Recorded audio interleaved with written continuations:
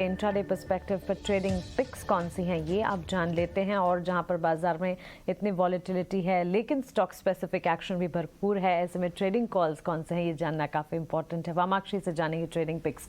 बताएं वामाक्षी, कौन सी हैं 10 दमदार ट्रेडिंग कॉल्स? जी बिल्कुल, पहली जो ट्रेडिंग पिक्स आ रही है वो है क्वांटिफाई की तरफ से और दोनों ही बिकवाली की कॉल है मानसी। तो दिविस लैब पर उनकी बिकवाली की राय है, स्टॉप लॉस 3600 के साथ लक्ष्य 3500। विप्रो पर भी इनकी बिकवाली की राय है, स्टॉप लॉस 405 के साथ लक्ष्य रखा है 390। सेंट्रम की तरफ से एक खरीदारी की कॉल और एक बिकवाली की कॉल। ईजमाई ट्रिप पर उन्होंने खरीदारी की राय दी है, स्टॉप लॉस 405 के साथ लक्ष्य रखा है 435। वोल्टास पर हालांकि इनकी बिकवाली की राय है, स्टॉप लॉस 926 के साथ लक्ष्य रखा है 885। एंजल वन की बात करें तो एनटीपीसी पर खरीदारी की राय है, 169 के स्टॉप लॉस के साथ लक्ष्य रखा है 178। और एचसीएल टेक पर हालांकि इनकी बिकवाली की राय है, स्टॉप लॉस 918 के साथ लक्ष्य रखा है 872। निर्मल बैंक की तरफ से भी दो खरीदारी की राय आ रही है। जेके टायर पर उनका जो टारगेट प्राइस है वो है 190, स्टॉप लॉस 176 के साथ। आरसीएफ पर भी खरीदारी की राय दे रहे हैं, लक्ष्य रखा है 110, स्टॉप लॉस 100। जैनम ब्रोकिंग की तरफ से इंडाइसेस पर हम कॉल देख रहे हैं तो निफ्टी पर उन्होंने बिकवाली की राय दी है, लक्ष्य रखा है 17,450 का और स्टॉप लॉस 17,820। और निफ्टी बैंक को भी इन्होंने बिकवाली की राय दी है, टारगेट प्राइस है 40,000 और स्टॉप लॉस है 41,360। बिल्कुल वामाक्षी, शुक्रिया ये सारी की सारी ट्रेडिंग पिक्स हमें बताने के लिए। तो इनफैक्ट इंडेक्स पर जेनम ब्रोकिंग की तरफ से बिकवाली की अब यहाँ पर पिक्स आती हुई दिखी और इसके अलावा भी स्टॉक स्पेसिफिक रिकमेंडेशन में आज हमारे पास सेल कॉल्स वाली पिक्स भी आती हुई दिखी हैं। ऑफकोर्स अजीत जब हमारे साथ जुड़े उनका भी ये कहना था कि सेल ऑन राइज की स्ट्रैटेजी आज शुरुआती सेशन में अपनानी चाहिए। लेकिन आगे बढ़ते हैं और अब जानते हैं कि फ्राइडे सेशन कैसा दिखा। ऑफकोर्स फ्राइडे सेशन में हमने देखा कि बाजार में बिकवाली का दबाव जो है वो ज़्यादा हावी होता हुआ दिखा। अजीत की आज सुबह की कॉल ये थी कि बिकवाली में यहाँ पर आप बिकवाली की रणनीति अपनाकर चले, सेल ऑन राइज की स्ट्रैटेजी।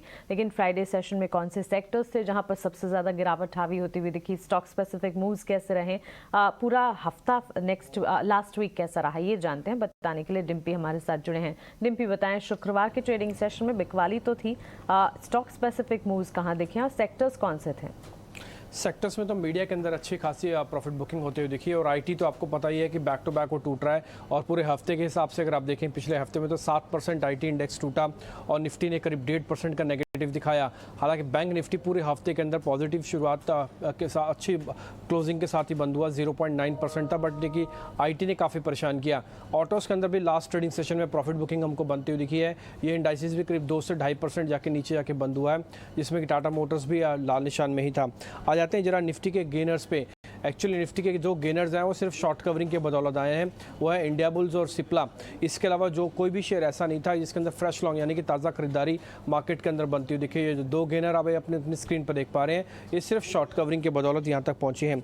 निफ्टी लूजर्स आपकी लिस्ट में आ जाएंगे और सामने होगा यूपीएल, टाटा कंज्यूमर्स, टेक महिंद्रा और अल्ट्राटेक सीमेंट्स। ये वो सारे शेयर्स थे जो कि निफ्टी को काफ़ी डिस्टर्ब करते हुए दिखे और इनमें गिरावट है करीब 3 से 5% तक की बनती हुई दिखी है।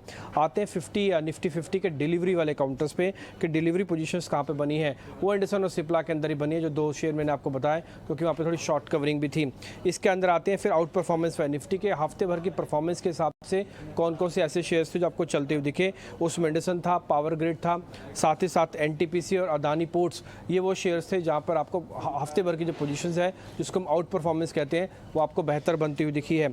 आ जाते हैं निफ्टी के हफ्ते भर की अंडर परफॉर्मेंस वाली कैटेगरी में। अंडर परफॉर्मेंस किसने दिखाया, वो था इन्फोसिस। इन्फोसिस अपने आप में करीब 9% टूटा इस पूरे हफ्ते के अंदर और शुक्रवार के दिन भी उसके अंदर कमजोरी थी करीब 3% से ज़्यादा की। टीसीएस, हीरो मोटोकॉर्प और यूपीएल ये हफ्ते भर के सबसे ज़्यादा गिरने वाले शेयर्स बने और उन्हें इंडेक्स पे काफ़ी प्रेशर बनाया। आ जाते हैं साल का हाई किसने लगाया, अदानी पोर्ट और इंडसन बैंक, इन दोनों ने अपना साल का हाई कल के सेशन यानी कि शुक्रवार के सेशन में टच किया है। आते हैं निफ्टी के मिड कैप के कैटेगरी के अंदर। मिड कैप के गेनर्स आपकी स्क्रीन पर आ जाएंगे। उसमें करूर व्यासा बैंक के अंदर काफ़ी स्ट्रॉन्ग मोमेंटम बनता हुआ दिखा और 6% के साथ 200 दिन की डेमा के ऊपर भी आ गया।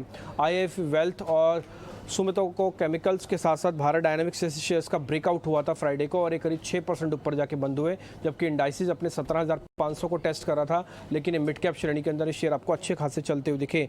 आते मिड कैप के लूजर्स पे टिमकेन, वेदांता, क्लैरिफिकेशन के बाद वेदांता में 7% की टूट आती हुई दिखी है। एमआरएफ और इंडिया बुल हाउसिंग फाइनेंस के अंदर भी जोरदार गिरावट थी। इंडिया बुल हाउसिंग फाइनेंस वापस से बैन में आ चुका है और इस 6 से 7% नीचे था। आते हैं साल का हाई मिड कैप श्रेणी में किसने लगाया? शुक्रवार को जब बाजार टूट रहे थे उसमें सुमितोमो केमिकल था, बीडीएल था यानी कि भारत डायनामिक्स था, साथ ही वेस्ट लाइफ था और साथ ही थर्मेक्स। ये 4 शेयर थे जिन्होंने साल का हाई भी शुक्रवार को ही टेस्ट किया और चारों हरे निशान में बंद हुए हैं। आ जाते हैं मिड कैप में वीकली आउट परफॉर्मेंस कौन से शेयर्स थे, यानी कि हफ्ते भर की जिनकी परफॉर्मेंस काफ़ी अच्छी थी। वो था टाटा इन्वेस्टमेंट, KRBL, सीएट और कल्याण ज्वेलर्स। इनकी हफ्ते भर की अगर आप नेट में पोजीशंस देखेंगे वो काफ़ी अच्छी थी, लेकिन शुक्रवार को ये कमज़ोर बंद हुए थे।